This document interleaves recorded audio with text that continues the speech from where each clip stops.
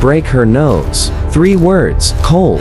Calculated. Brutal. The major's voice cut through the humid Georgia air like a blade. Around them, 30 of America's most elite soldiers stood frozen, watching, waiting, some with pity in their eyes, others with barely concealed satisfaction. She was going to fail. They were sure of it. The woman standing in the center of that circle, covered in mud, blood already streaming from a split lip, ribs screaming from the beating she'd endured for the past 2 hours. She didn't flinch, didn't beg, didn't cry. She just smiled. What happened in the next 60 seconds would shatter every assumption about women in combat and change Delta Force forever. But to understand that moment, we need to go back to where it all started. Fort Bragg, North Carolina, 2013. Most people don't even know Delta Force exists. The Army won't officially acknowledge it. No press conferences, no documentaries, no publicity. The unit, as insiders call it, operates in complete darkness. When they succeed, nobody hears about it. When they fail, well, they don't fail. Selection for Delta happens once, maybe twice a year. Out of every 100 candidates, already the best of the Army's best. Rangers, Green Berets, guys who've seen more combat than most soldiers see in 3 lifetimes, maybe 4 or 5 make it through. The dropout rate? 95%. And nobody expected to see a woman show up. Her name was Sarah Ramirez. At least, that's what we'll call her. 5'7", 140 pounds. A Ranger School graduate who'd spent 3 tours in Afghanistan, 2 in Iraq. She'd earned a Silver Star after dragging 2 wounded soldiers through 400 meters of enemy fire. She'd killed insurgents in close quarters combat. She'd earned the respect of every man she'd ever served with. But this was different. Delta isn't just about being tough. It's about being impossible. The selection course is designed to break you physically, mentally, emotionally. It's designed to strip away everything you think you are until all that's left is the raw core of who you might become. Most candidates quit in the first week. Sarah lasted 5. Day 34 of selection. The long walk, 40 miles, 50-pound rucksack, no map, just a series of coordinates and a time limit that's mathematically impossible to meet without running. In the North Carolina mountains, in August, where the humidity makes you feel like you're breathing through a wet towel, Sarah had already completed 27 miles. Her feet were destroyed, blisters on top of blisters, toenails gone, every step agony. Her shoulders were raw from the rucksack straps. She'd vomited twice from heat exhaustion. Medics had checked her at the last waypoint and cleared her to continue, barely. She could see other candidates scattered across the mountain. Strong men, experienced operators, quitting, walking to the trucks, done. The instructors weren't supposed to interact with candidates. That was the rule. But as Sarah crested a particularly brutal hill, legs shaking, vision tunneling, one of the cadre appeared beside her. "You're 10 minutes behind pace," he said quietly. "You won't make it." She didn't respond, just kept walking. "Nobody thinks less of you for trying," he continued. "You've already gone further than anyone expected. The truck's right there. Water, food, rest. This doesn't have to be your fight." Sarah stopped, turned, looked him dead in the eye. "With all due respect, Sergeant Major." She paused, swaying slightly. "Go to hell." She ran the last 13 miles. She made the time, but passing the physical portion of selection, that was just the beginning. The easy part. What came next would push her to places she'd never imagined. The operator training course, OTC. 6 months of hell. Most people think Special Forces training is about weapons and tactics. It is, but that's maybe 20% of it. The rest is psychological warfare, because Delta doesn't need soldiers who follow orders. They need operators who can think independently, make split-second decisions with zero information, and live with the consequences when those decisions get people killed. They need people who won't break, so they try to break you. The interrogation scenario started on week 7. Sarah and 3 other candidates, all male, were captured during a training exercise. Hoods over their heads, zip-tied, thrown into a room. What followed was 48 hours of controlled psychological torture, sleep deprivation, stress positions, constant noise, temperature fluctuations, mock executions. The instructors, playing enemy combatants, were professionals. They knew every button to push, every fear to exploit. For Sarah, they went deeper. "You know why you're really here?" one of the interrogators whispered, his breath hot against her ear. "Publicity, political correctness. They'll push you through no matter what because they need the headlines. First female Delta operator. But everyone knows you don't belong. The men you'll serve with, they'll hate you. And the first time you hesitate, the first time you're not strong enough, you'll get good men killed. Hour after hour, the same themes. You're weak. You're a liability. You're here for the wrong reasons." On hour 36, they brought in her teammate, one of the male candidates, forced her to watch as they beat him. The sounds were real. His screams were real. The blood was fake, but she didn't know that. "Give us the information," they demanded. "The codes, or we kill him." Standard SEER protocol: survival, evasion, resistance, escape. Every candidate learns it. You give name, rank, serial number, date of birth. Nothing else. No matter what. But they weren't asking Sarah for information. They were testing something else. "He's dying because of you," the interrogator hissed. "Because you're too proud to admit you can't handle this. Because you need to prove a point. His blood is on your hands." She could hear him screaming,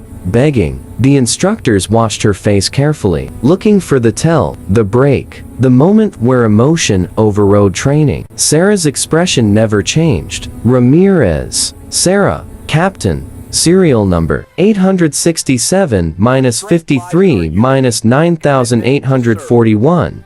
Date of birth, March 15, 1985. They pushed harder. She never broke. When they finally pulled the hood off her head 48 hours later, the major running the exercise, a 20-year Delta veteran, a man who'd been part of the operation that captured Saddam Hussein, stood in front of her. "How do you feel, Captain?" Sarah's voice was hoarse from dehydration. "Like I could go another 48, sir." He almost smiled. "Almost. We'll see about that." Week 19. Hand-to-hand combat assessment. This wasn't sport fighting, wasn't MMA.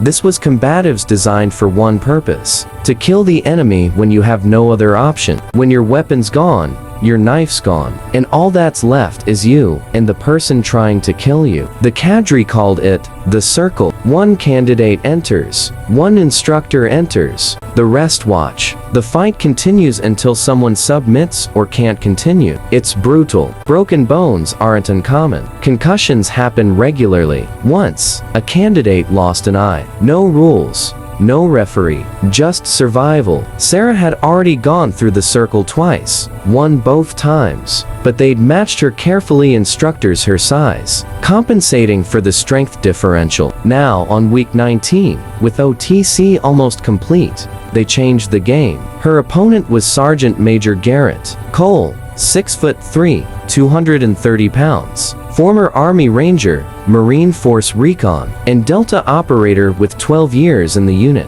He'd fought insurgents in Fallujah with his bare hands. He'd trained Army hand-to-hand combat instructors, and the major had given him explicit instructions. "Make it real," he'd said privately, away from the other candidates. "Push her to the absolute limit. Because when she's in Mosul, and it goes sideways, the enemy won't care about fairness. They'll exploit every weakness. Better she learns it here than dies learning it there." Then he'd added, "Break her nose if you have to." The circle formed, 30 candidates and instructors watching in complete silence. Sarah stepped in, calm, controlled. Cole entered from the opposite side. The size difference was shocking. He outweighed her by 90 pounds, had 8 inches of reach on her. "Ready?" the major asked. Sarah nodded. "Begin." Cole didn't waste time. Closed the distance immediately, using his size to pressure her backward. Sarah tried to circle, create angles, but he cut off her movement, grabbed her, threw her. She hit the ground hard. Air exploded from her lungs. Before she could recover, Cole was on top of her, full mount, a position of complete dominance. His weight pressed down, suffocating. He rained down strikes, controlled, but real. Each impact precise, professional. Sarah's training kicked in. Bridge, trap, roll. The fundamental escape. Cole anticipated it. Transitioned. Took her back. Locked in a rear naked choke. This is where most fights end. Once that choke is locked in, you have maybe for seconds before unconsciousness. Maybe. Sarah didn't panic, didn't thrash, did exactly what she'd been taught. Tucked her chin, grabbed his wrist, but Cole was too strong, too experienced. The choke tightened. Her vision started to tunnel. Black spots appeared. The watching candidates shifted uncomfortably. This looked like the end. Then Sarah did something unexpected, something that made every instructor in that circle lean forward. She attacked through the choke. Instead of defending, instead of trying to escape, she drove her head backward with everything she had. The back of her skull connected with Cole's face.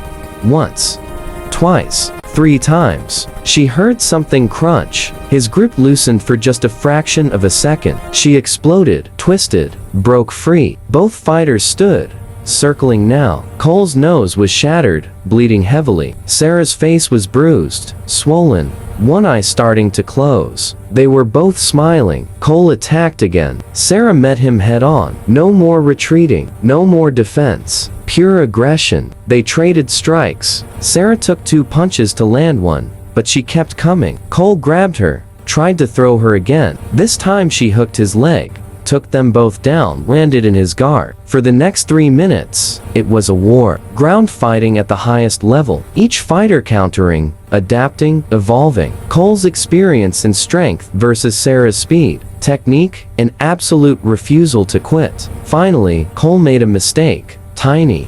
Almost imperceptible. He overextended, reaching for an armbar. Sarah saw it, capitalized instantly, transitioned to his back, locked in her own choke, not as tight as his had been, but legal, proper, unbreakable given his position. Cole had 2 choices: tap or go unconscious. He tapped. The silence in that circle was deafening. Sarah released immediately, helped Cole to his feet. He was still bleeding from his broken nose. She had blood streaming from a cut above her eye. Cole extended his hand. Sarah shook it. "Hell of a fight," he said quietly. "You too, Sergeant Major." The Major stepped into the circle, looked at both fighters, then specifically at Sarah. "Captain Ramirez, how do you feel?" She wiped blood from her face. "Ready for the next one, sir." That's when he said it. 3 words that would echo through Fort Bragg for years. "Welcome to Delta." Here's what most people don't understand about that moment. The fight was real. The test was real. But it wasn't really about whether Sarah could beat Sergeant Major Cole in a hand-to-hand fight. In pure physical strength, Cole would win 9 times out of 10. Everyone knew that. The test was about something deeper. Could she operate at 100% against an opponent who was bigger, stronger, and more experienced? Could she do it when she was exhausted, hurt, and at every physical disadvantage? Could she make decisions, adapt tactics, and continue fighting when every logical voice in her head was screaming that she couldn't win? Because that's what Delta operators do. Every single mission. They go into situations where they're outnumbered, outgunned, operating in foreign countries without backup, where one mistake means death. Not just their death, the death of their teammates. The failure of missions that could change the course of history. They need people who don't quit when quitting makes sense. Sarah proved she was one of those people. After graduation from OTC, Sarah deployed to Iraq, then Syria, then locations she still can't talk about. She participated in the rescue of American hostages, conducted raids on high-value targets, gathered intelligence that prevented terrorist attacks on American soil, did things that will never make the news, that her family will never know about, that history may never record. She was wounded twice, saved her teammates' lives on at least 4 occasions, earned a 2nd Silver Star, and a Distinguished Service Cross. The men she served with, the ones who had watched her in selection, who had their doubts, who wondered if the standards had been lowered, they voted to keep her on their team, every single one of them, because she'd proven what Delta has always been about. Not gender, not politics, not publicity, capability. Sergeant Major Cole, the man who broke his nose fighting her. They served together on 3 deployments. Years later, in an anonymous interview for an Army oral history project, he said this: "I've served with hundreds of operators, men I trust with my life without hesitation. Captain Ramirez is one of maybe a dozen people I'd say this about. She's a better operator than I'll ever be. Not because she's stronger or faster, because when everything goes to hell, and it always goes to hell, she makes the right decision. Every time, under pressure that would break most people. That's not about gender, that's about who she is at her core." Here's the thing about breaking barriers. Sarah Ramirez didn't set out to be the first female Delta operator. She set out to be a Delta operator. Period. She didn't want special treatment, didn't want lowered standards, didn't want to prove a political point. She wanted to serve at the highest level, to push herself to the absolute limit of human capability, to be part of something bigger than herself. And she was willing to sacrifice everything to earn that opportunity. Today, there are more women in Delta Force. Not many. It's still one of the hardest selections in the world, and most candidates, male or female, don't make it. But they're their operators, not publicity stunts, not token representatives. Warriors who earned their place the exact same way every Delta operator before them earned it. Through blood, through pain, through absolute, unshakable refusal to quit. When the Major ordered Sergeant Major Cole to break her nose, he wasn't being cruel. He was giving Sarah the same thing he gave every candidate, a chance to prove she belonged. She took that chance, and she proved what a real Delta operator can do. Not a male operator, not a female operator, just an operator. And that's the highest compliment anyone in that community can receive. The missions continue. The wars haven't ended, and somewhere right now in some corner of the world you'll never hear about, Sarah Ramirez and operators like her are standing on that invisible line between civilization and chaos,